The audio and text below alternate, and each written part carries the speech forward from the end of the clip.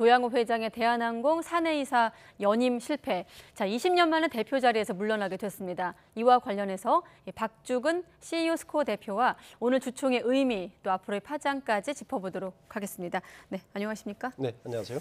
네, 자본주의 촛불혁명이다라는 네. 표현도 일각에선 있고요.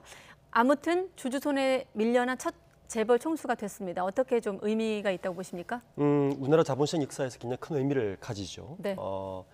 오너 일가가 본인의 의지가 아닌 타인, 특히 주주의 그 의견으로 강제로 사내이사에서 어떤 선거에서 져서 내려오는 건 사실 첫 사례고요. 네. 이것은 우리나라 자본시장 역사에서 처음 있는 일이고 어떻게 보면 상식적인 일입니다. 미국의 경우에는 우리가 잘 알듯이 애플의 스티브 잡스도 창업자이고 만들었지만 쫓겨났거든요. 그러니까 경영자가 가치를 훼손하고 경영을 못하면 투표에서 져서 당연히 나오는 건 상식적인데 우리에게는 사실은 생소한 일이기 때문에 이슈가 된 것 같습니다. 그럼 반대로 그동안은 왜 지금 이게 첫 사례라고 하셨잖아요. 네. 이례적인 건데 왜 그동안은 이런 일이 없었던 걸까요? 실제로 우리가 잘 알겠지만 오너 일가들이 아무리 네. 진행을 하더라도 그 주주총회에서 심판을 하지 않았고 실제적으로는 오너 일가들의 진행에 의해서 견제 역할을 제대로 할 수 있는 이사회도 거수기밖에 못했었고요. 네. 주주들이 의견을 제시할 수 있는 공간들이 없었고 지금까지 주주총회는 대부분 형식적이었죠. 그래서 사실 이런 일이 처음 발생한 겁니다. 그렇군요. 네. 자, 기업 가치의 훼손에 따라서 재벌 총수도 이렇게 주주의 손에 의해서 내려올 수도 있다. 이런 걸 좀 보여주는 상징적인 어떤 한 장면이다 이렇게 보셨는데 사실은 어제까지만 해도 조양호 회장이 일각에선 대표이사직을 유지할 거란 좀 전망도 있지 않았습니까? 아무래도 좀 어젯밤 나왔던 속보, 국민연금 반대 입장을 좀 주총 전에 밝히면서 조금 이 전세가 좀 역전됐다고 볼 수 있을까요? 네, 그렇습니다. 사실 이건 두 가지가 있는데요. 네. 첫 번째는 국민연금의 의견이 가장 중요한 포인트였고 일반 기업들은 주주총회에서 재임의 안건에 대해서는 일반적으로 참석자의 과반만 통과하면 되는 안건인데 네. 한진의 경우에는 사실 자충수를 둔 것과 마찬가지입니다. 왜냐하면 그 다른 사회이사들의 주주 제한을 방지하기 위해서 네. 3분의 2라는 선을 자기들이 만들었어요. 정관에서. 그게 오히려 이번 건에서 자충수가 된 거죠. 그게 오히려 자충수가 역공격이 된 거군요. 거죠. 그러니까 굉장히 아이러니한 상황이었고 원래는 일반적으로 절반 정도면 되는데 참석자의 절반만 하면 재임이 되는 건이죠. 네. 실제 이번에도 절반이었으면 충분히 통과되는 건이었죠. 근데 이제 가장 기본적으로 국민연금이 촉발을 해줬고 네. 그리고 외국인 주주들도 일찌감치 반대 의견을 표명했었고요. 그리고 주요 의결권 자문사들도 반대 의견을 표했었고 여기에 일반 주주들이 가세해서 아마 이런 결과가 나온 것 같습니다. 그러니까 결과적으로 숫자만 놓고 봤을 땐 2.5%의 지분을 추가하지 못하면서 또 반대로 얘기하면 소액 주주들이 그 2.5%를 가져가면서 그렇죠. 이런 결과가 나왔군요. 네.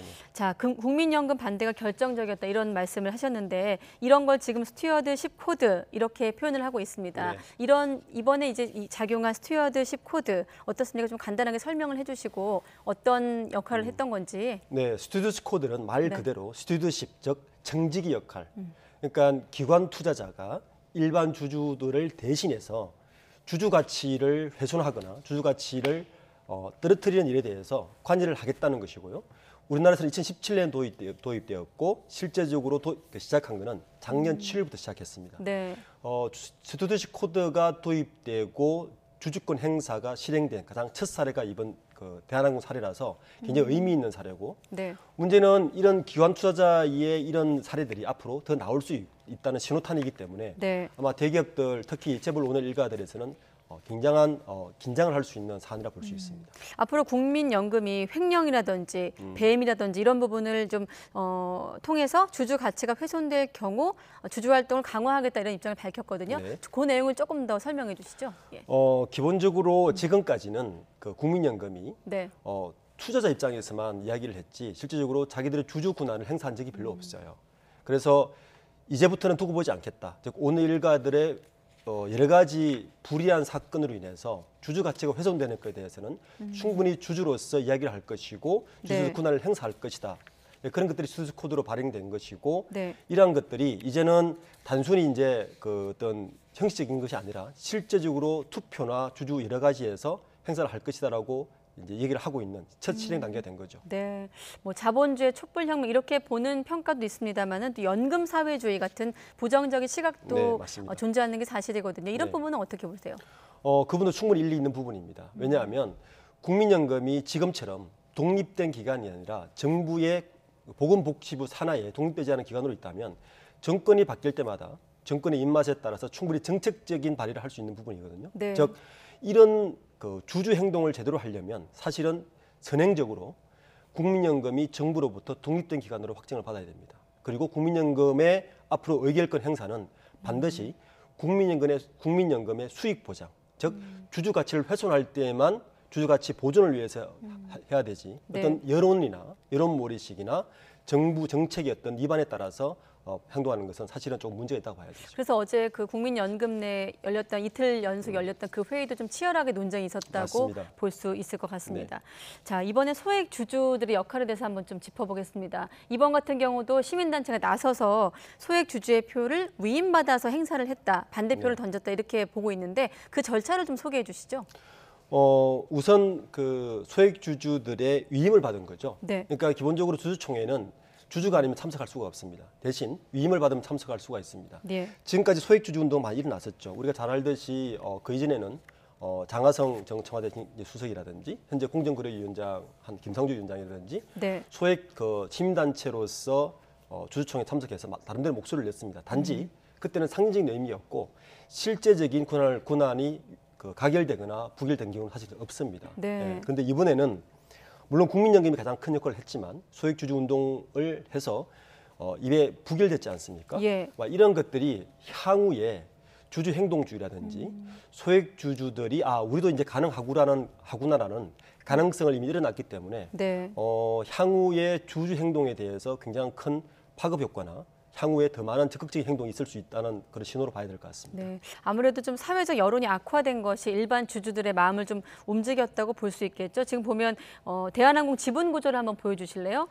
특수관계인 조양호 회장과 한진칼 등 특수관계인이 33.35%고 지금 쭉 나와 있는데 네. 기타에 해당하는 게 아마 소액 주주를 포함한 일반 주주 아니겠습니까? 네, 그렇습니다. 34.59%에 해당하는데 어떻습니까? 이렇게 좀 여론 악화가 어떤 영향을 미쳤다고 좀 볼 수 있을까요? 우선 그 대한항공의 주가 흐름을 보면 우리가 잘 알듯이 지난해에 오늘 일가의 갑질 행태라든지 굉장히 여러 가지 사회적 무리를 일으킨 행동에 대해서 네.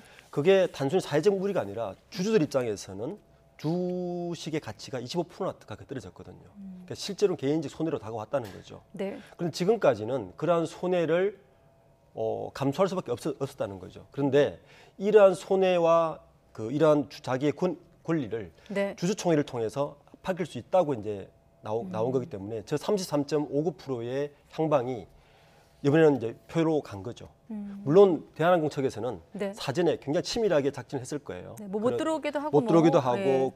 뭐 행사 대리권을 갖고 온다든지 추적했겠지만 아마 대한항공 측에서도 이렇게까지 부결될지는 아마 몰랐을 겁니다. 그렇군요. 네. 자, 그럼 앞으로에 대한 얘기를 좀 해보겠습니다. 일단은 지금 나오는 표현들이 이사 연임 실패 또 대표이사직 박탈입니다만은 경영권 박탈에 대한 건 좀 어떻습니까? 일단 이게 사실상 박탈입니까? 아니면 경영권 자체는 박탈된 게 아니라고 봐야 되는 겁니까? 이게 참 애매한 부분인데 예. 형식적인 박탈은 맞습니다. 왜냐하면 대표이사에서 재선이 안 됐기 때문에 그러니까 미국이나 일본의 경우에는 이런 경우는 사실상 박탈도 가능하죠. 근데 우리의 경우는 약간 다른 게 네. 그래서 나오는 문제가 소유와 경영의 분리 이야기를 나옵니다. 예. 우리에게는 지금 오늘 일가들은 소유자가 곧 경영권을 가져간다는 상식을 가지고 있다는 거죠. 네, 국내 사실, 재벌가가 다 그렇죠. 그렇죠. 대체로. 이게 사실 예. 상식이 아닌 거죠. 근데 이번 건도 사실은 한계가 있습니다. 한계가 뭐냐면 예. 대표이사직에서 물러났지만 실질적인 경영권은 행사할 것이다라는 거예요. 예.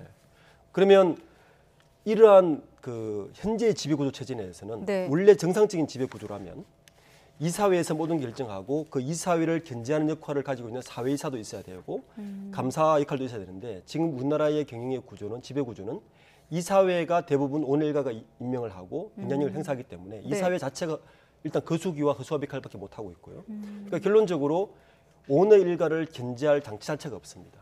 그러다 보니까 이사회에서 쫓겨났다고 해서 네. 실질 경영권을 상실하는 것이 아니라는 거고 지금 남아 있는 사내이사와 사회이사들도 대부분 조양호 회장이 직간접적으로 임명한 사람들이기 때문에 아마 간접적으로 충분히 경영권을 행사할 것이다라고 예상되는 거죠. 지금 조양호 회장이 대표이사제 물러나기 전 상황만 봐도 조양호 회장, 또 장남인 조원태 사장, 그렇죠. 우기용 부사장 이렇게 3인 대표이사 네. 체제였거든요. 이 장남인 조원태 사장이 회사 안에 있다는 것, 네. 이것도 좀 영향을 미칠까요? 당연하죠.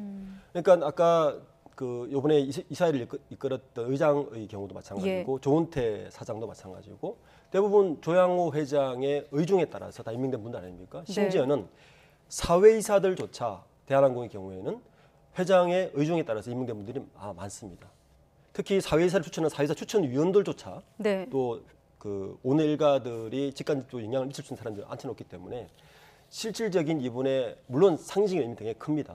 산에서 쫓겨났다는 것은 그렇지만 실제적인 경영권을 견제할 수 있느냐 그 부분에 대해서는 아직까지 한계성을 드러내고 있다라고 볼 수 있습니다. 조금 간단히 표현하면 조양호 회장만 빠졌지 나머지 경영 체제는 그대로다. 그대로고 실제적으로 사내이사만 아닐 뿐이지 간접적으로 충분히 경영권을 행사할 수 있다라고 보는 거죠. 이 부분은 어떻습니까? 주주의 어떤 심판을 받은 만큼 회장직에서도 좀 물러나야 되지 않겠느냐 이런 또 시민단체나 이런 시각도 있는데 어떻게 보세요? 맞습니다. 물론 그 무리를 일으킨 만큼 충분히 책임을 져야 되는데 그런 부분에 대해서는 어떻게 보면 법적으로 할 방법은 사실 없습니다.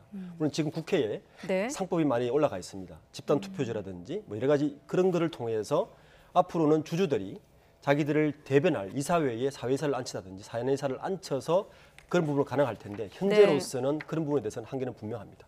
네, 어쨌든 당장의 어떤 대한항공 자체 경영에는 큰 변화가 없습니다만은 이번 조양호 회장의 어떤 예로 선례가 됐기 때문에 여러 가지 좀 측면에서 볼 수가 있겠는데 일단 대한항공 앞으로 좀 경영적으로 좀 투명해야 되지 않을까 이런 생각을 많은 국민들이 하고 계실 거거든요. 이번 사태를 보면서 자 이번 지금 상황에서 경영진이 좀 어디에 방점을 찍고 좀 운영을 해야 된다고 보십니까? 실제로 대한항공이 공시자료를 보면 지난 2월 19일 날 사전에 대한항공 장내 사업 및 경영 교육이라는 공시를 했어요. 거기 보면 지배구조 투명화라든지 이런 안을 내놨습니다. 이러한 일을 이제 대비해서 선제적인 조치를 한 거죠. 이번 조치를 통해서 사실은 대한항공 가장 방점을 찍어야 될 것은 이러한 경영 계획이 아니라 향후 지배구조 투명화를 위해서 실질적이고 구체적으로 어떤 일을 할 것인가를 분명히 약속을 해야 되고요.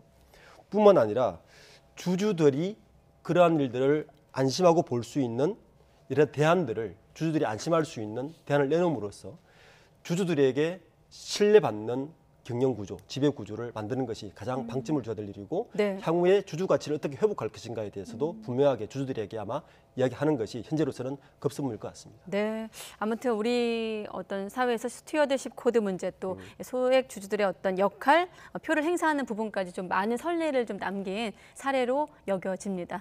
자, 오늘 박주근 CEO 스코어 대표와 함께 오늘 조양호 회장 대표이사직 박탈과 관련해서 이야기 나눠봤습니다. 고맙습니다. 네, 감사합니다.